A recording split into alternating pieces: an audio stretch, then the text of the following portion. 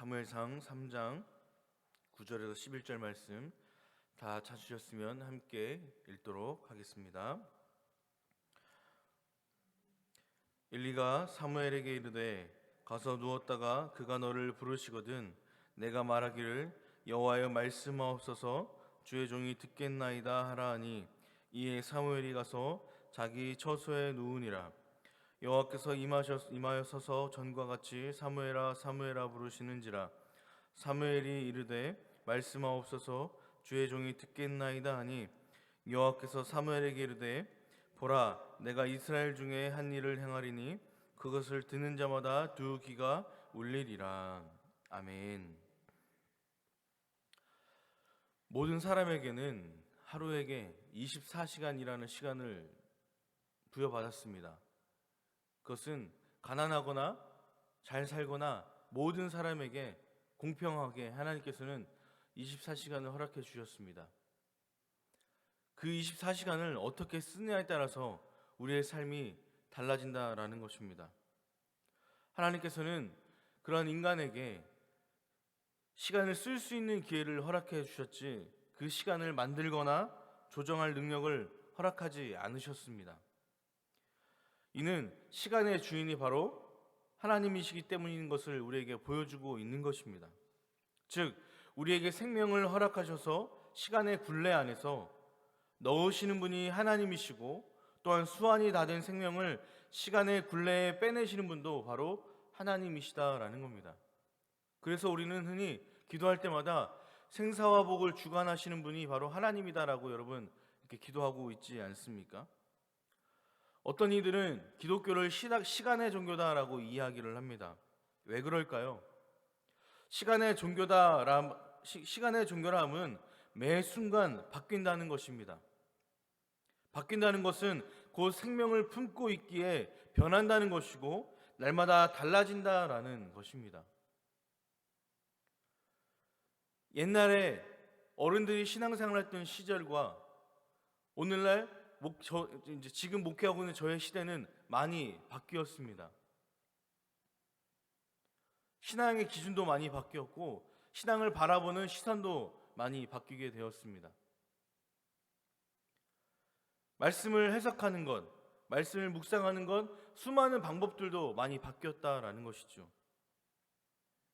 그러기에 수시로 변화하는 시간과 때를 따라 영적으로 우리가 분별하고 때를 기회로 만드는 지혜가 우리 가운데 필요하다라는 것입니다. 오늘날 또 코로나로 인해서 예배 형태가 많이 바뀌었음을 여러분 보지 않습니까? 오늘날 예전에 우리는 현장에 와서 예배를 드려야만 했습니다. 현장에서 예배 드리지 않으면 우리는 그것을 죽는 것과 같은 어떻게 그런 일이 있을 수 있을까라는 그런 생각을 하지 않았습니까? 그런데 코로나로 인하여서 어떤 일이 벌어지고 있습니까? 온라인이라는 예배가 유행이 되어지고 있다는 거죠. 또 이 온라인이 아니고서는 교회 안에 예배를 드릴 수 없는 그런 현실도 우리 가운데 다가왔다라는 것입니다. 이처럼 오늘날 수많은 교회들, 한국 교회들 시간의 흐름에 따라 상황과 그 현실에 따라서 많은 것들이 바뀌어지고 있음을 우리는 보게 된다는 것이죠. 오늘 본문 말씀을 보면 오늘 읽진 않았지만 여러분 1절 말씀 사무엘상 3장 1절 말씀에 보면 이렇게 이야기하고 있습니다. 아이 사무엘이 엘리 앞에서 여호와를 섬길 때에 여호와의 말씀이 희귀하여 이상이 흔히 보이지 않더라 라고 말씀하고 있습니다. 사무엘이 어렸을 때에 성전에서 여호와를 섬기고 있었습니다. 그런데 그 후반절 말씀에 뭐라고 이야기합니까? 여호와의 말씀이 희귀하여 이상이 흔히 보이지 않더라 라고 말씀하고 있습니다. 이것은 그 당시의 영적인 상태를 보여주고 있는 겁니다. 분명히 제사장들이 있었고 하나님을 예배하는 사람이 있었는데 하나님의 말씀의 현상, 말씀의 증거들이 나타나고 있지 않다라는 것입니다. 이것은 영적인 암흑기를 우리에게 보여주고 있는 것입니다. 하나님의 말씀이 위로부터 내려오고 있지만 설령 내려온다 할지라도 영이 막혀서 하나님의 말씀을 깨닫지 못했다라는 거죠. 이것은 하나님의 때를 분별하지 못함이고 하나님의 뜻의 귀를 막은 상태였습니다. 하나님과의 영적인 교통을 하지 못했기 때문에 하나님께서 수많은 기회를 주셔도 이스라엘 백성들은 그 기회를 깨닫지 못했음을 우리는 본문을 통해서 깨달을 수 있다라는 것이죠.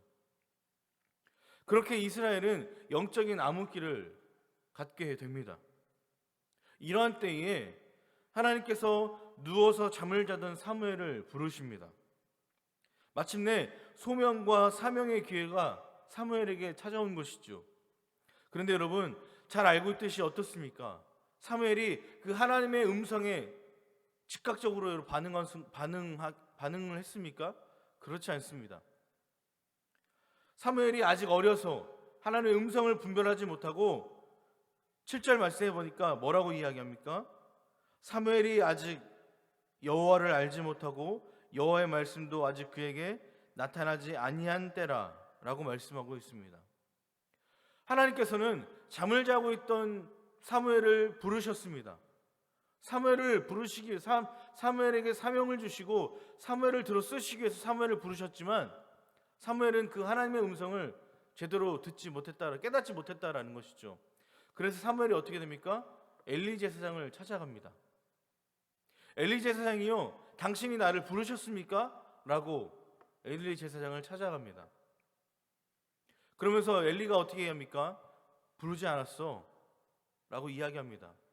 그리고 다시 사무엘은 잠을 청합니다. 잠을 청하는데 또 음성이 들립니다. 하나님께서 또 사무엘을 부르시는 거죠. 그런데 이때도 역시 두 번째 부르심에도 이 사무엘은 그 음성이 엘리 제사장이 자기를 부르는 줄 알고 또다시 엘리 제사장을 찾아갑니다. 그런데 이 역시 엘리 제사장이 사무엘을 부른 것입니까? 아니었죠.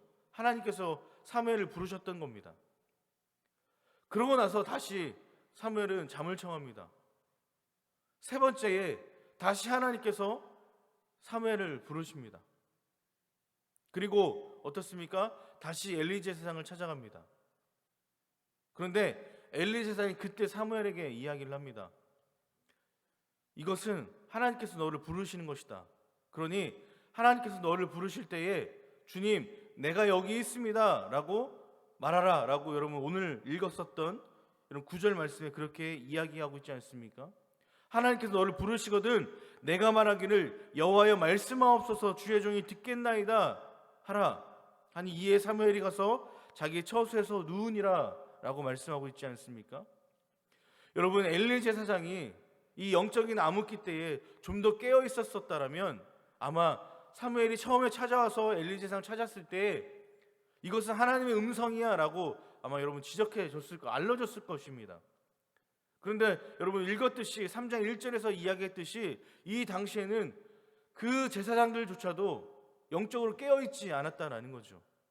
그렇기 때문에 엘리 제사장도 처음에 사무엘이 찾아왔을 때 알지 못했던 겁니다. 첫 번째 찾아오고 두 번째 찾아오고 세 번째 찾아왔을 때 그제서야 엘리 제사장 이것은 하나님의 메시지다라는 것을 깨달았다라는 것이죠. 그 이후에 다시 엘리 제사장의 이야기를 듣고 사무엘이 잠을 청합니다. 그때 하나님의 부르심을 듣습니다.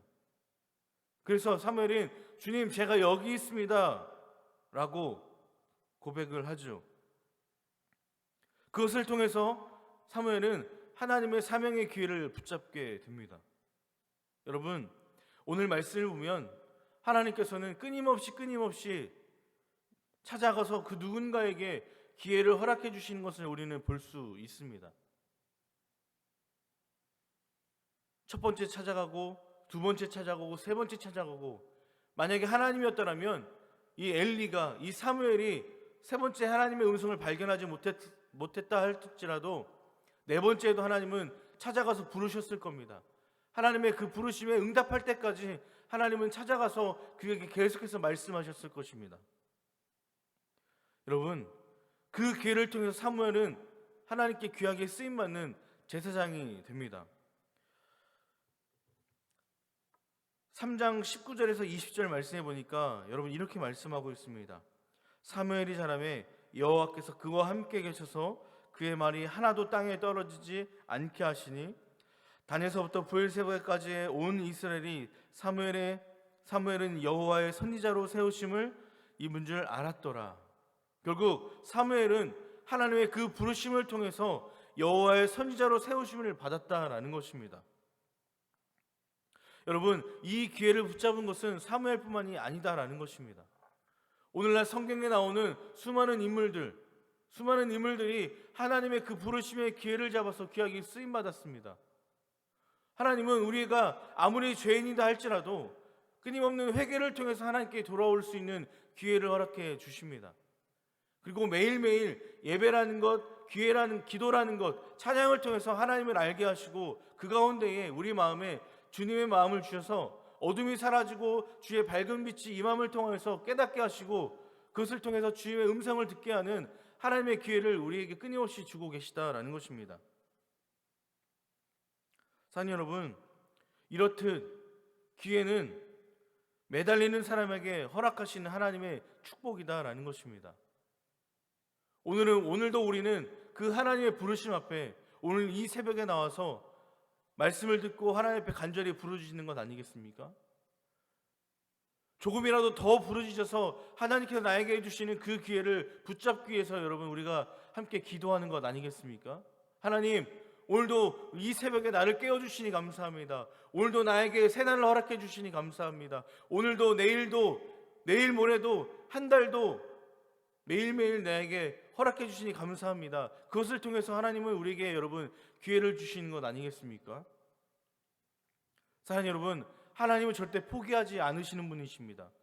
한 번의 실수로 당신의 자녀를 내치시는 분이 아니다라는 것입니다.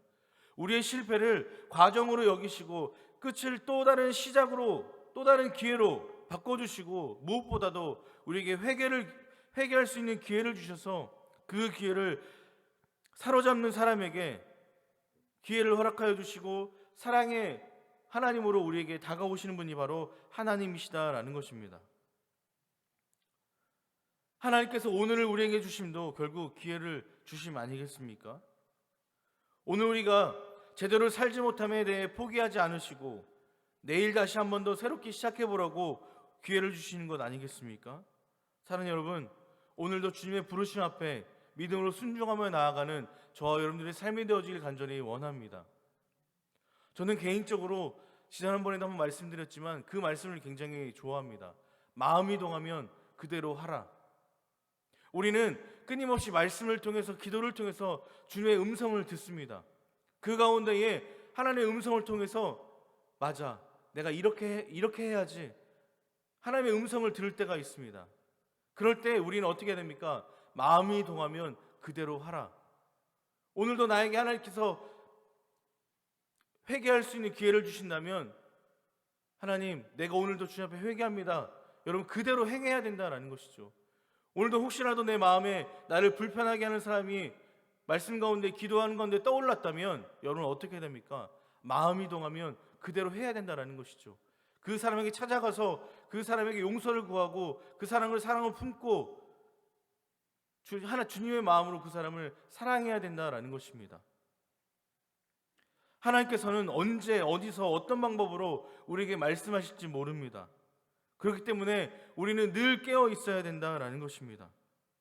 기회를 주실 때 그 기회를 놓치지 않으려면 우리의 영의 눈이 여러분 뜨여져 있어야 할 줄로 믿습니다. 오늘 말씀을 정리하면서 바라기는 우리 모든 성도들이 하나님의 역사하심에 영적으로 응답함으로 고난을 기회로 만들고 또 우리에게 주시는 그 마음을 통하여서 그 기회들을 붙잡을 수 있는 저와 여러분들의 삶이 되어지길 간절히 원합니다.